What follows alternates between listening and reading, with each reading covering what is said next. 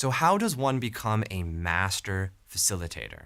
Well, I use the word master because I think it's really important that you don't just run one type of gathering. Maybe you, like many people, are a breathwork facilitator or a yoga facilitator, or you're facilitating sounds.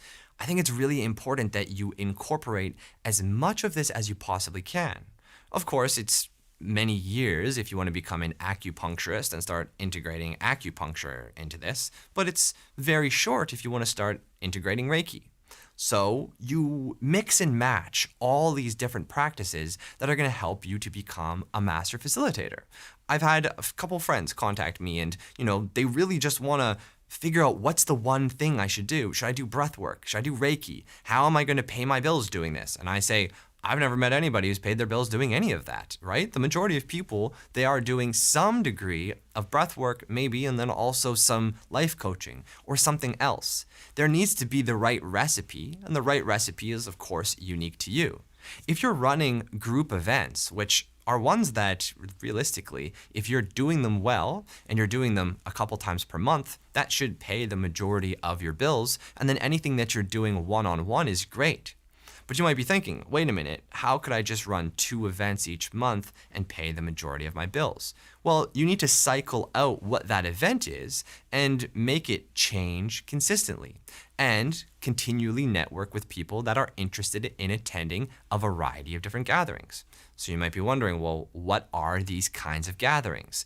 The ones that I suggest putting on is if you have some sort of a practice that you can do one-on-one already, that's great. That is going to be a way that you can streamline these people that are coming to your group sessions and then bring them into your one-on-one sessions. So what I'm here to do is to teach you in my online program how to run a myriad of different events that take very little training, and ultimately they are not very hard at all. They're ones that people are going to love to attend, and you can put the littlest amount of effort. But what is important is that you create a variety so that they stay interested. If you're just putting on one event and you're repeating it over and over and over again, well, like any human, we get bored of that kind of stuff. We need to see variety. And when we experience variety and we go to different sessions, but with the same practitioner, that feels just fine.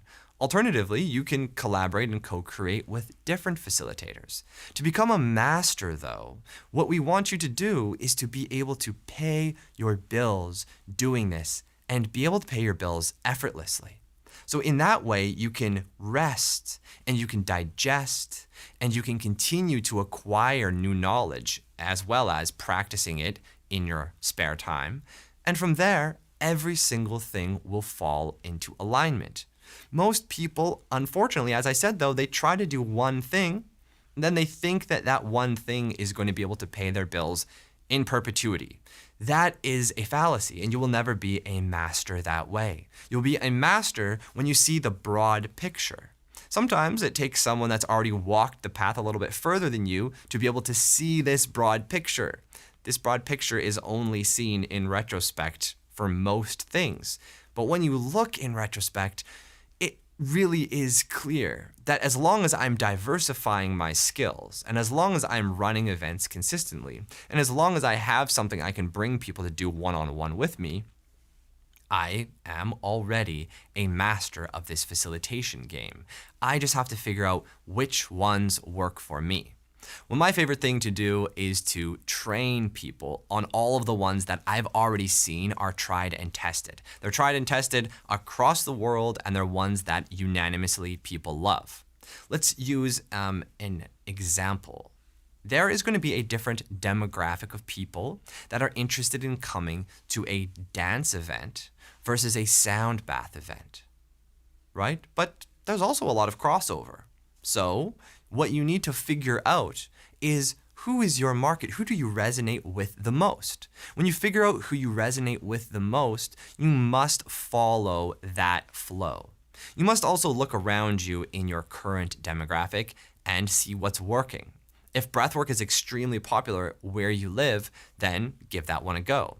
It doesn't mean that you shouldn't learn how to facilitate breathwork regardless.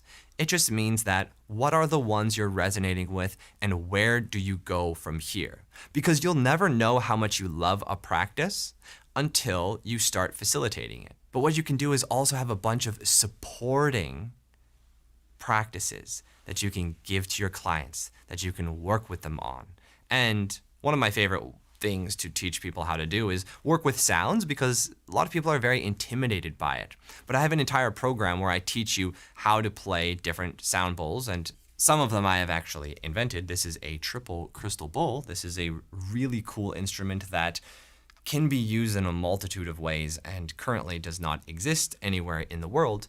But part of my trainings is I give you one of these and we get you running these sessions so effortlessly as you would do a weekend Reiki certification.